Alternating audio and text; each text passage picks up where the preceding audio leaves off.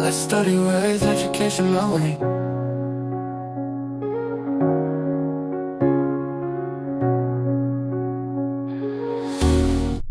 Hello everyone, स्वागत है आपका एजुकेशन मेलन के ब्रांड न्यू पॉलिटी कोर्स में, जहां हर टॉपिक मिलेगा क्लियर, क्रिस्प और एग्ज़ाम ओरिएंटेड। और आज हम जो देख रहे हैं दैट इज़ इसके एक नेक्स्ट सेशन में citizenship is the topic we are going to do today. Just give me a second. Yeah let's start the chapter. Citizenship के बारे में कहाँ दिया है? अभी हमने पार्ट 2 में दिया है। हमने लास्ट वीडियो में पढ़ा था पार्ट 1 में क्या था, यूनियन एंड इट्स टेरिटरीज, और वो कौन से आर्टिकल में इंक्लूडेड था? It was from article 1 to 4। Okay, it is article 5 to 11 of the constitution which deals with citizenship at the commencement of the constitution। तो आइए एक एक करके हम आर्टिकल्स देखते हैं, किस आर्टिकल में क्या है और सिटीजनशिप में क्या है। हालांकि इसमें काफ़ी कुछ चीज़ें डिटेल में दी हुई है, पर हम उतना डिटेल में नहीं पढ़ेंगे क्योंकि एग्ज़ाम पर्सपेक्टिव से हर चीज़ इसमें इंपॉर्टेंट नहीं है। तो जो चीज़ें बहुत एक्स्ट्रा इंपॉर्टेंट है हम वो पढ़ेंगे।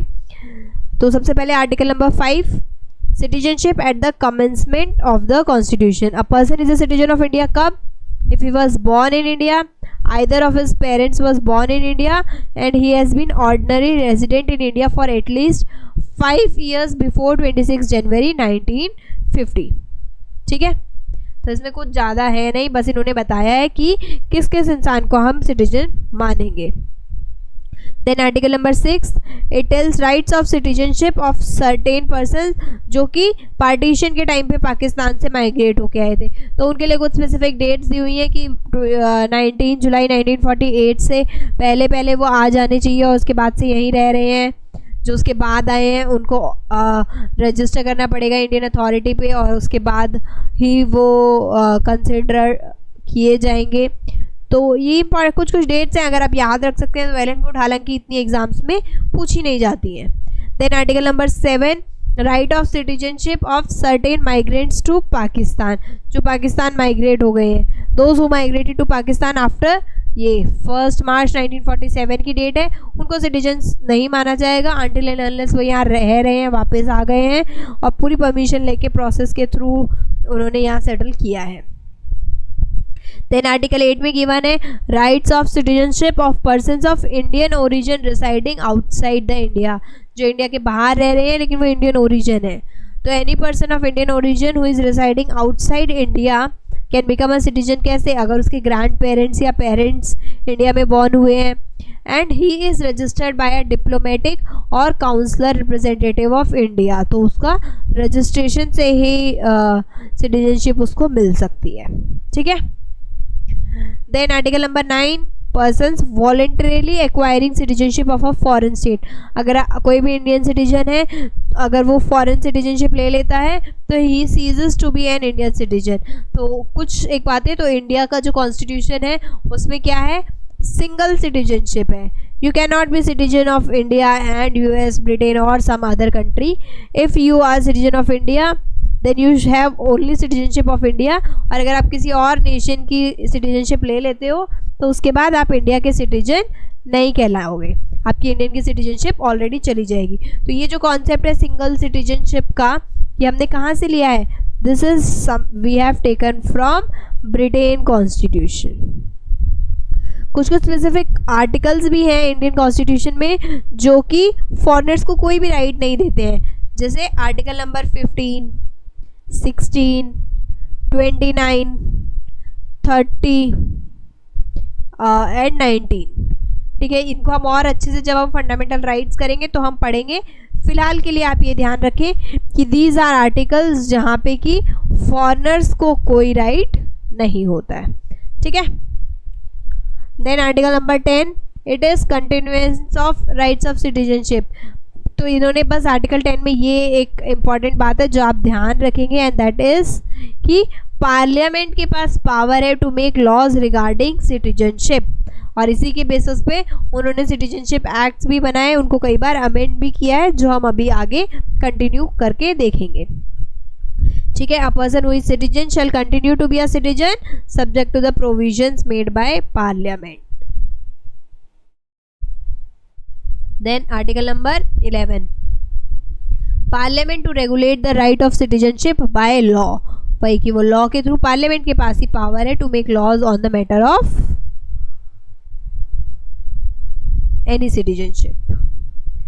तो आइए आगे देखते हैं कि पार्लियामेंट ने क्या लॉज बनाए। तो citizenship act 1955, this act was passed under, अभी हमने देखा आर्टिकल 11 में पार्लियामेंट के पास पावर है, तो उन्होंने बनाए 5 methods to acquire citizenship. 5 methods क्या क्या हैं सिटीजनशिप एक्वायर करने के। तो first method is by birth, कि आप इंडिया में ही बॉर्न हुए हो, दिस स्पेसिफिक कुछ डेट्स हैं, लेटर अमेंडमेंट्स में कुछ मॉडिफाई भी किया गया है इनमें। डिसेंट, कि आप इंडिया के बाहर बॉर्न हुए हैं, रजिस्ट्रेशन वगैरह करा लिए है, मतलब आपके डिसेंडेंट्स जो है वो इंडियंस ही हैं, लेकिन आप इंडिया के बाहर बॉर्न हुए हैं, तो उस बेसिस पे भी आप इंडिया के सिटीजन बन सकते हैं।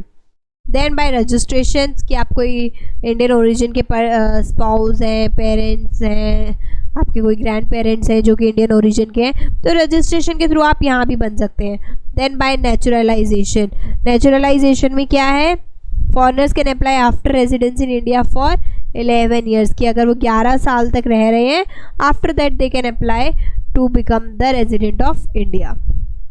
देन अगर हम कोई टेरिटरी एक्वायर कर लेते हैं तो ऑटोमेटिकली उसके मेंबर्स जो हैं they will become the part of India, जैसे कि हमने सिक्किम 1975 में किया था।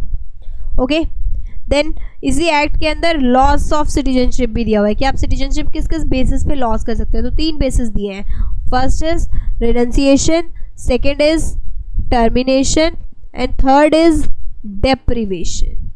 अब क्या क्या है ये, कि आप वॉलंटरीली गिव अप कर रहे हो सिटीजनशिप, ऑटोमेटिकली एंड हो जा रही है आपकी सिटीजनशिप जब आप कोई फॉरेन नेशन की सिटीजनशिप एक्वायर कर ले रहे हो, और गवर्नमेंट अगर कंपल्सरीली कैंसिल कर रही है, उन्हें कुछ फ्रॉड लग रहा है या आप लग रहा है कि इंडियन को लेके लॉयल नहीं हो, तो उन बेसिस पे दीज आर 3 बेसिस कि आपकी सिटीजनशिप जा सकती है।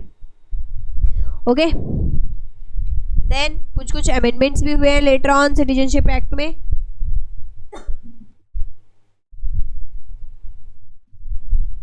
The first one is amendment of 1986।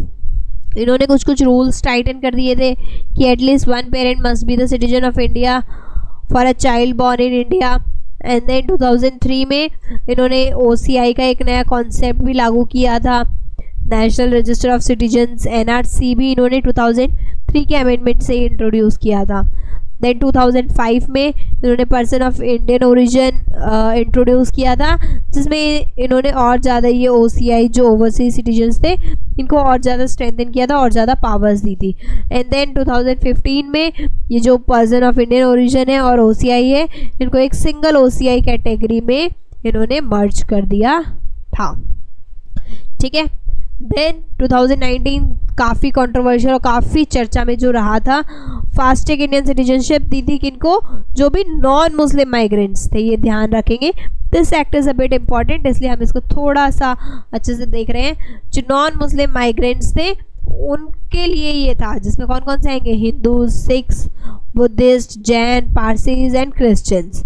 और वो भी कौन कौन सी कंट्री से, 3 कंट्री से, पाकिस्तान से, बांग्लादेश से एंड अफगानिस्तान से। And it apply only to those who arrived, ये डेट भी ध्यान रखेंगे, कौन सी डेट है, 31 दिसंबर 2014। और तो बेसिकली इन्होंने मुस्लिम्स को एक्सक्लूड किया था, जिसकी वजह से कि काफ़ी डिबेट्स, प्रोटेस्ट, ये सब चीज़ें हुई भी थी। ठीक है, अब कुछ questions, I think this is it in citizenship. इसके अलावा एक और चीज़ जो मैं ऐड ऑन करवाना चाहूँगी, एंड दैट इज़ एक कमेटी थी जो कि ओवरसीज़ के लिए बनी थी, and that is LM Singhvi committee. कब बनी थी, 2000 में बनी थी। ठीक है, ध्यान रखेंगे कि किसके लिए बनी थी, this is for overseas citizen of India जो थे उनके जो बने हैं ये आई थिंक मैंने गलत स्लाइड पर इसे ऐड कर दिया है. I should add it on the slide of जहाँ पे हमने ओवरसीज को देखा था. तो just give me a second. So yeah this is here. जो ये ओवरसीज सिटीजन्स ऑफ इंडिया थे, इनको जो आया था ये आए थे LM सिंघवी की रिकमेंडेशन के बेसिस पे. 2000 में एक कमेटी बनी थी, इन्होंने रिकमेंड किया था. देन ओवरसीज सिटीजनशिप का कॉन्सेप्ट लागू किया गया था. सो आई होप आपको समझ आ गया होगा. सिटीजनशिप में बहुत ज़्यादा कुछ नहीं है, पर जो भी बेसिक चीज़ें हैं वो आपको समझ आ गई होंगी. Which article empowers the parliament to make laws on citizenship. Citizenship पे लॉज बनाने के लिए पावर किसके पास है? Article number 5 no. Article number 11 it has the power to acquisition, termination and all sub. and article 10 में क्या था? it has the power continue to citizen subject to the laws made by parliament. then article 9 no. एक बार फिर भी हम article 10 और 11 को दोबारा देख लेते हैं ताकि हमें कोई कंफ्यूजन ना हो. सी इसमें क्या लिखा है? Article 10 parliament has the power to make laws. Law बनाने की पावर किसके पास है? आर्टिकल नंबर 10 में. आर्टिकल नंबर 11 में क्या है? It has the power to make laws on the matter of citizenship. Citizenship के रिगार्डिंग दोनों में ही सेम बात है, पर थोड़ा सा इसको ध्यान रखेंगे कि यहाँ पे रेगुलेट कर रहे हैं वो basically make laws is under article 10 और यहाँ पे उनके पास पावर होती है टू एक्विजिशन एंड टर्मिनेशन या और भी कोई बाकी का मैटर उनको देखना है तो उससे रिलेटेड मैटर्स को आर्टिकल नंबर 11 के अंडर देखा जाता है. ठीक है.